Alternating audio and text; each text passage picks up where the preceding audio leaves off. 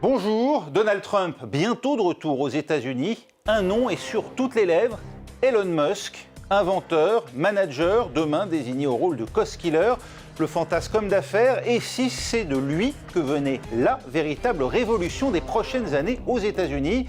Vous nous répondrez. Olivier Lascar, rédacteur en chef du numérique au magazine Science et Avenir et auteur d'une enquête sur Elon Musk, l'homme qui défie la science aux éditions Alizio. Et comment en est-on arrivé là? Elon Musk, roi du monde, c'est déjà le cas si l'on en juge par sa fortune, lui qui est devenu l'homme le plus riche de toute l'histoire de l'humanité. Un cocktail détonnant d'argent et désormais de politique, comme nous le montre Maryse Burgot pour France Télévisions. Ou l'histoire d'un investissement qui rapporte, il peut sauter de joie. C'est entre autres parce qu'il a apporté son soutien à Donald Trump qu'il devient aujourd'hui l'homme le plus riche du monde. 331 milliards d'euros, c'est un peu moins que le PIB du Danemark en 2022. En clair, l'homme d'affaires possède donc l'équivalent de la richesse de ce pays européen. Ces affaires sont en fait dopées par la victoire de Donald Trump il y a 3 semaines. Le patron de Tesla et de SpaceX voit les actions de ses entreprises bondir. Elon Musk, plus fortuné que jamais, avant le résultat des élections, il plaisantait en évoquant son avenir si Trump n'était pas élu. Ouais, je suis foutu. S'il perd, je suis foutu. Elon Musk aura un rôle important dans la future administration Trump. Il dirigera une commission chargée de tailler dans les dépenses publiques. Mais il ne sera pas rattaché au gouvernement, probablement pour faire fructifier son empire industriel. Olivier Lascar, on vient de le voir, Elon Musk s'est enrichi grâce à sa campagne victorieuse pour Donald Trump. Pour lui, c'est un investissement, j'ai envie de dire, comme un autre. C'est l'investissement suprême. Musk était dans un moment où il avait besoin d'un partenaire politique extrêmement étroit. Il ne fallait pas qu'il y ait une feuille de papier à cigarette entre lui et l'hôte de la Maison-Blanche, parce qu'il a des ambitions démesurées pour lesquelles il a besoin d'un soutien politique. L'obsession d'Elon Musk, c'est aller sur Mars. Toutes ces entreprises peuvent être reliées à Mars. Évidemment, SpaceX pour y aller, mais Starlink, ça peut être un moyen de communication pour Mars. Les robots que fabrique Tesla, ça peut être une main-d'œuvre pour Mars. Et donc, il a besoin d'un président qui lui dise « Go !» on y va. Trump, dans un accès de mégalomanie sans doute, a considéré que Mars pouvait être pour lui ce que la Lune a été pour Kennedy. Il est arrivé tard, il faut dire qu'il avait plutôt misé sur l'autre républicain, Ron DeSantis. Quel a été son rôle à Elon Musk dans la victoire de Donald Trump? Il a été déterminant de mon point de vue parce qu'aujourd'hui les réseaux sociaux ont un poids considérable. Tout le monde n'est pas sur X, anciennement Twitter, mais c'est comme ça. Tout ce qui se passe sur X est commenté abondamment dans les autres médias, sur les autres plateformes. Et Elon Musk a transformé X en une plateforme de propagande pro-Trump. Il n'a pas hésité sur les moyens, il a bourré X de deepfake, c'est-à-dire des contenus bidonnés par l'intelligence artificielle, des fausses photos, des faux documents audio. Il y en avait un où on entendait Kamala Harris broder sur la sénilité de Biden. C'était faux, c'était une voix trafiquée par l'intelligence artificielle. Ça n'est pas grave, parce que de son point de vue, ça essaime et ça laisse quelque chose dans les cerveaux. D'un certain point de vue, il a procédé à une forme de bourrage des crânes grâce au numérique. Donald Trump et Elon Musk, depuis, ne se quittent plus. On voit même Elon Musk sur les photos de famille à Mar-a-Lago. Jusqu'où va leur intimité?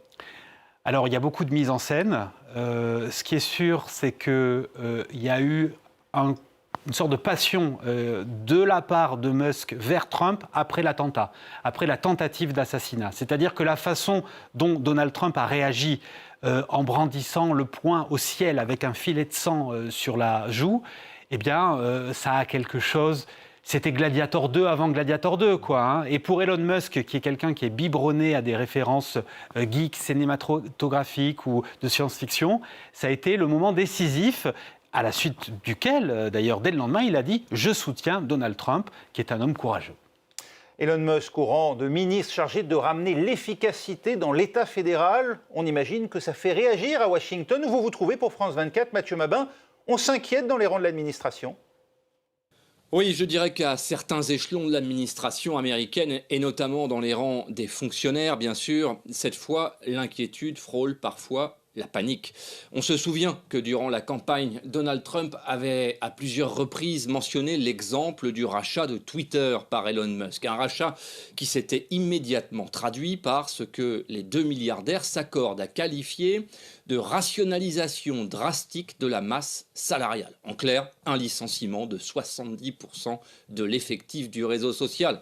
Alors bien sûr, il n'est pas question de telles mesures au sein de l'État fédéral, mais il y a quand même une inquiétude toute particulière sur le ministère de l'Éducation nationale ici, dont les prérogatives pourraient être très rapidement réduites pour être confiées aux États.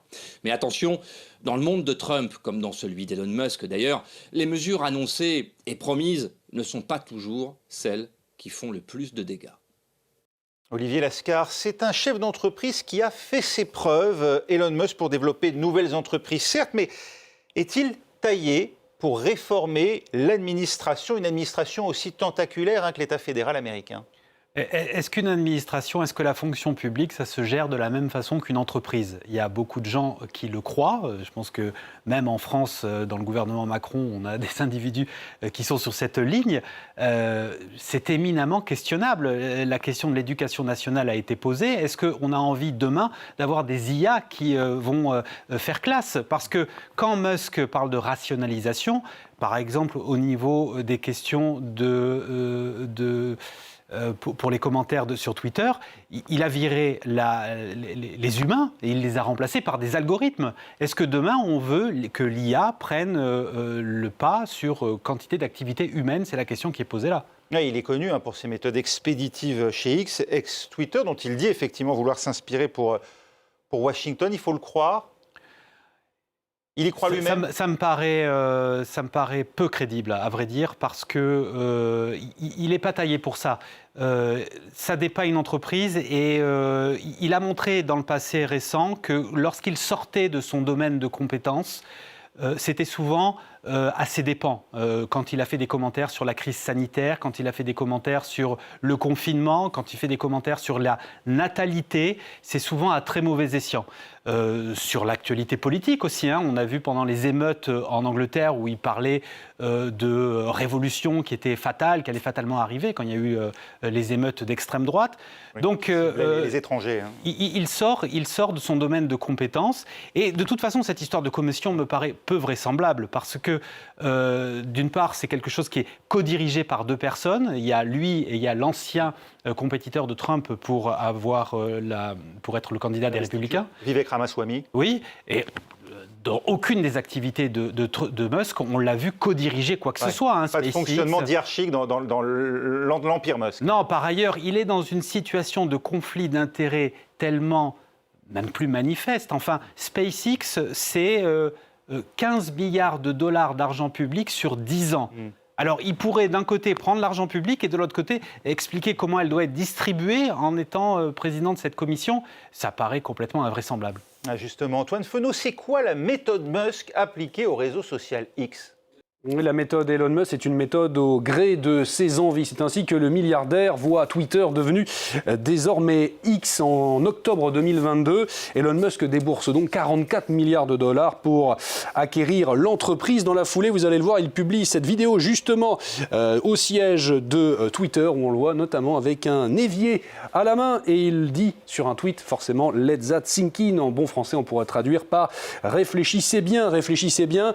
Eh bien, c'est la question que devront se poser rapidement les employés de Twitter, car Elon Musk y applique rapidement l'une de ses méthodes, le cost killing. Eh bien, il licencie quasiment plus de la moitié des effectifs du réseau social. Ça, à gauche, c'était les effectifs de Twitter avant son rachat par Elon Musk. 7400 salariés, 5500 contractuels. 3 semaines plus tard, on est à 2700 salariés, 1100 contractuels, avec aussi des coups de pression, on pourrait dire, des ultimatums aux salariés qui ne veulent pas d'un travail hardcore. Ce sont les mots d'Elon Musk. 1000 de plus feront donc leur carton dans la foulée. Mais le milliardaire veut surtout appliquer sa vision libertarienne de la société sur la plateforme.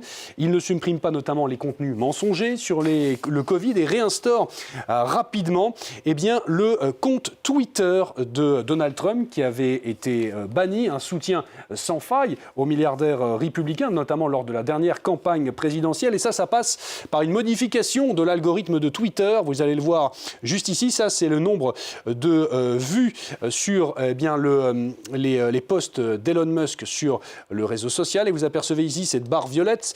Juillet 2024, c'est l'annonce du soutien officiel d'Elon Musk à Donald Trump. Et dans la foulée, le nombre de vues des tweets d'Elon Musk ont bondi. Et ça, pour 2 chercheurs d'une université américaine, ça prouve bien une manipulation de l'algorithme de Twitter. Enfin, un dernier mot, la manipulation, on en parlait, manipulation également électorale. Vous allez l'apercevoir à travers d'un groupe que Elon Musk a fondé, qui a cofinancé, America PAC. Il a ainsi fait, vous le voyez juste ici, du micro-ciblage électoral de certaines communautés, notamment les communautés musulmanes dans certains États très précis, grâce à l'utilisation des codes postaux, en leur proposant des contenus totalement contradictoires contre Kamala Harris, naturellement. D'un côté, vous le voyez juste ici, en disant qu'elle soutient Israël, et de l'autre côté, qu'elle soutient la Palestine. Et à l'image des réseaux sociaux, c'est bien à Internet qu'il doit sa réussite. Elon Musk ou le couronnement d'un serial entrepreneur passé des startups à l'exploration spatiale. Laura Cambo revient pour nous sur son parcours. Elon Musk naît en Afrique du Sud en 1971 d'un père promoteur immobilier et d'une mère mannequin. À 17 ans, il débarque au Canada sans un sou en poche, puis il décroche une bourse à l'université de Philadelphie pour étudier l'économie et la physique. En 1999, Internet en est à ses débuts. Elon Musk s'engouffre dans la brèche. Il touche ses premiers millions grâce à la vente d'une société de logiciels cofondée avec son frère. Puis il agrandira ensuite sa fortune avec la revente de PayPal. Un début de carrière rapide qui lui permet de fonder SpaceX en 2002, une société spatiale dont la destination finale est claire, Mars à horizon 2026. Objectif confirmé l'an dernier. Savez-vous quand un vaisseau spatial pourra atterrir sur Mars sans équipage ou avec ? Dans 3 ou 4 ans. SpaceX est devenu l'un des fournisseurs exclusifs pour envoyer des astronautes américains sur la Lune. En parallèle de cette aventure, Elon Musk investit dès 2004 dans le constructeur de voitures électriques Tesla. 4 ans plus tard, il en devient PDG. Aujourd'hui, Tesla pèse davantage en bourse que les 10 autres plus importants constructeurs. L'une des récentes lubies d'Elon Musk, s'offrir le réseau social Twitter, qu'il rebaptise X. Un parcours d'entrepreneur exceptionnel qui lui vaut de s'afficher avec les dirigeants du monde entier. Olivier Lascar, c'est un outil d'influence pour Elon Musk, X, ex-Twitter, un peu comme d'autres milliardaires achètent des journaux ou des chaînes de télévision. C'est ainsi qu'il faut y lire son investissement et sa présence ? Oui, je pense son meilleur ennemi, Jeff Bezos, a d'ailleurs racheté le Washington Post. Musk est un homme du numérique, ça a été dit, il a fait fortune grâce à PayPal, donc il achète une plateforme, un réseau social. Je pense effectivement que dès le début, le projet était un projet d'influence, d'abord pour faire la promotion de ses entreprises. C'est vrai, comme ça a été dit tout à l'heure, aujourd'hui Twitter est devenu une plateforme à la gloire d'Elon Musk, sa présence est constante. Ou celle de ses entreprises. À chaque lancement de SpaceX, on voit la fusée sous toutes les coutures. Mais dès le début, il y avait aussi l'idée d'avoir l'oreille des politiques et de pousser les politiques qui lui iraient bien, donc le républicain. Une plateforme qu'il a détournée même, puisque aujourd'hui ce n'est pas simplement un forum, c'est devenu véritablement, vous me disiez, un média. Oui, les médias, enfin les plateformes aux États-Unis, les réseaux sociaux sont protégés par une loi qui s'appelle la loi 230, qui empêche que les plateformes soient poursuivies pour les contenus qui sont diffusés à l'intérieur par d'autres. Grâce à cela, tous ces réseaux sociaux peuvent dire « nous ne sommes pas des médias, nous ne sommes pas des éditeurs ». Ce qui s'est passé avec X, c'est exactement la démonstration du contraire. Parce que là, sans aller chercher dans les algorithmes qui pourraient pousser des contenus plutôt qu'un autre, on a le patron lui-même qui a pris fait et cause pour un parti politique et qui a mis toutes ses forces dans la bataille pour pousser ce candidat politique, on l'a dit, avec les moyens les plus glorieux. Donc il a transformé X, il en a fait un média de droite, voire d'extrême droite, ça n'est pas conforme à la loi aux États-Unis, au moins. Mais même s'il devait payer une amende, c'est l'homme le plus riche du monde, il paiera l'amende et, j'allais dire, la situation elle est ce qu'elle est, Trump a été élu. Oui, pas conforme à la loi non plus au Brésil, hein, où Twitter X a été suspendu. Au Royaume-Uni, cela lui vaut aussi des critiques. Et ici même en Europe, une passe d'armes hein, avec celui qui fut commissaire européen au numérique, Thierry Breton. Il a alors accusé Elon Musk de propager des contenus illégaux et de la désinformation. L'Union européenne s'inquiète de l'arrivée d'Elon Musk au pouvoir aux États-Unis. Alix Le Bourdon.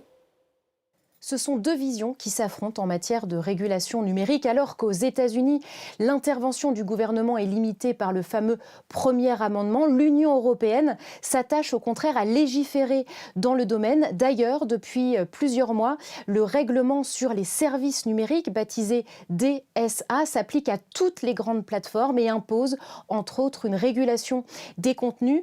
C'est ce qui vaut d'ailleurs à X, ex-Twitter, de risquer une lourde sanction puisqu'en juillet, la Commission européenne a estimé que la plateforme avait enfreint le DSA.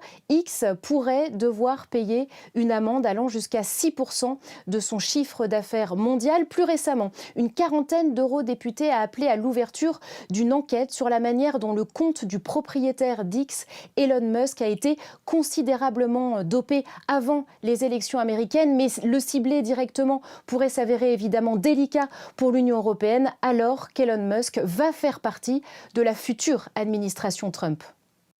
Olivier Lascar, il est venu en France, Elon Musk, on s'en souvient, c'était l'année dernière à l'invitation d'Emmanuel Macron.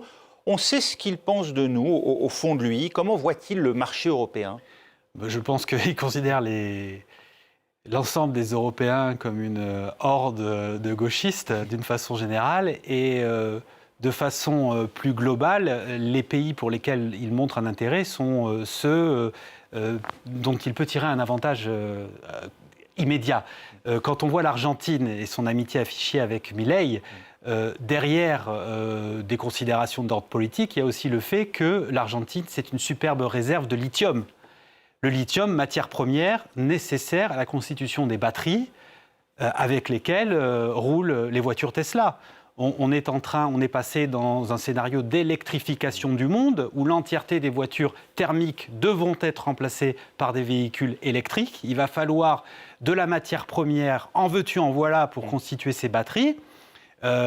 Musk a besoin de ressources et donc d'avoir les bons partenaires qui vont lui ouvrir les mines. L'un des enjeux essentiels aussi des années à venir, c'est l'intelligence artificielle, une véritable course avec les États-Unis, avec Elon Musk à leur tête ou au gouvernement. Les États-Unis vont-ils accélérer au point de laisser l'Europe sur place et surtout avec quelles considérations éthiques ? Malheureusement, la longueur d'avance qui a été prise par les États-Unis et la Chine en matière d'intelligence artificielle est considérable, mais c'est vrai que sur ce sujet-là, on pense que Musk va s'investir de façon très particulière. Il a été très ambivalent sur l'IA en ayant d'abord des discours très catastrophistes en disant qu'il était partisan d'un moratoire. Hein. Il a été partisan d'un moratoire et il a même fait une proposition, il était co-signataire d'une lettre et on s'est rendu compte qu'au moment même où il publiait cette lettre, il créait la société X.AI qui est sa propre société en réponse à OpenAI. Il était l'un des cofondateurs d'OpenAI, donc il est vraiment convaincu... La société mère de ChatGPT. Hein. Absolument. Il est convaincu à juste titre que l'intelligence artificielle va façonner le monde de demain. Il est d'ailleurs notable que derrière le binôme qui arrive à la Maison-Blanche, Donald Trump et J.D. Vance comme vice-président, on voit se reformer un autre binôme tech qui est Elon Musk d'un côté, mais aussi Peter Thiel, qui était son associé à l'époque de PayPal. Peter Thiel qui a financé la campagne de Vance pour devenir sénateur et donc qui l'a lancé en politique. Donc on peut imaginer que demain, au travers de cette nouvelle Maison-Blanche, on va avoir Musk et Thiel qui vont façonner les contours de l'intelligence artificielle du futur. Alors on va revenir à l'empire Musk. Hein. Aujourd'hui, jusqu'où s'étendent ses activités, Antoine Fenot ? C'est un empire, vous l'avez dit, avec une vision assumée d'une certaine manière, c'est celle d'une forme de messianisme technologique, avec une réussite Vous l'évoquiez, c'est Tesla, c'est une marque de véhicules électriques qui n'a pas été fondée par Elon Musk, mais par ces deux hommes, deux ingénieurs, Martin Eberhard et Mark Tarpenning.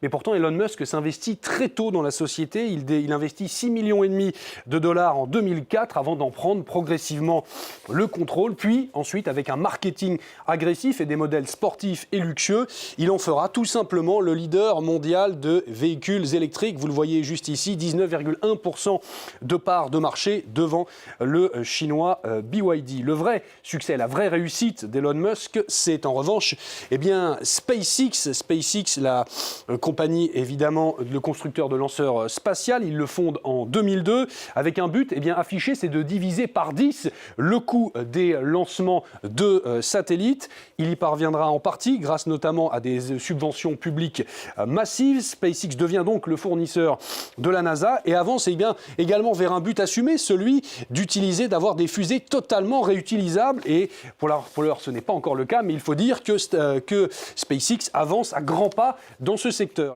Olivier Lascar, comment arrive-t-il à tout faire, Elon Musk, diriger un tel empire d'entreprises aussi performantes qu'on vient de le voir et dans le même temps passer ses journées à tweeter? Alors c'est l'un des paradoxes du personnage. On ne voit que lui pour chacune des sociétés qui ont été évoquées.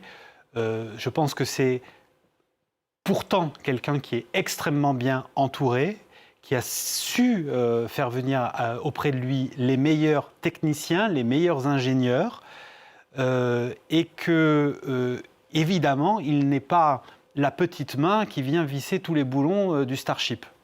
Donc il est extrêmement bien entouré. C'est intéressant de regarder Tesla, de regarder SpaceX, parce que Tesla n'a pas été créé, effectivement, comme ça a été dit par Musk. Et ça permet à certains de dire Musk est présenté comme un génie, etc. Regardez Tesla, il ne l'a pas fait, c'est même pas lui. C'est pas un inventeur. Non, c'est pas un inventeur, mais enfin Tesla, ce qu'est aujourd'hui Tesla, c'est le Tesla d'Elon Musk.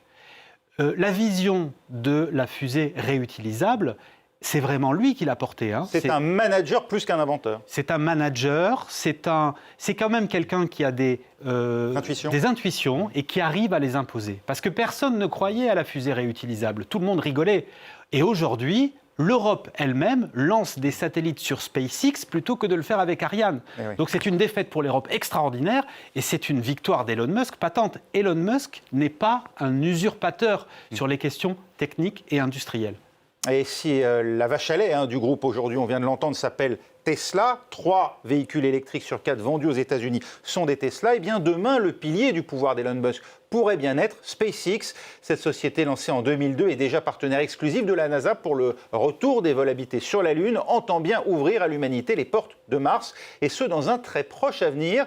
Un projet fou dont on s'étonnait déjà en 2016. Voyez ces images à l'époque. Imaginez un décollage en douceur, un long voyage, puis la porte s'ouvre et face à vous, la planète rouge. C'est le projet du milliardaire Elon Musk. Il est déjà devenu le premier acteur privé de la conquête spatiale avec ses fusées SpaceX. Il a inventé les voitures électriques et semi-autonomes Tesla. Elle freine, je ne touche rien. Aujourd'hui, il est prêt à vendre Mars dans moins de 10 ans et à un tarif presque raisonnable. Le prix du billet serait 200 000 $ à peu près. Son idée, après un décollage classique, ravitailler en vol autour de la Terre la navette avec ses passagers. Puis grâce à ce carburant et à l'aide de panneaux solaires, la propulser pendant les 3 à 5 mois nécessaires pour arriver sur Mars. En théorie, tout est prévu, même si Elon Musk a connu des échecs, avec notamment l'explosion de l'une de ses fusées au décollage. Olivier Lascar, il promet un vol habité sur Mars d'ici 2030. Visionnaire ou mythomane, Elon Musk? Non, visionnaire. Au niveau des dates, il ne faut jamais le croire. Il a un rapport au temps qui est extrêmement élastique. Il promet toujours en 6 mois quelque chose qu'il fait en 2 ans. Mais il le fait.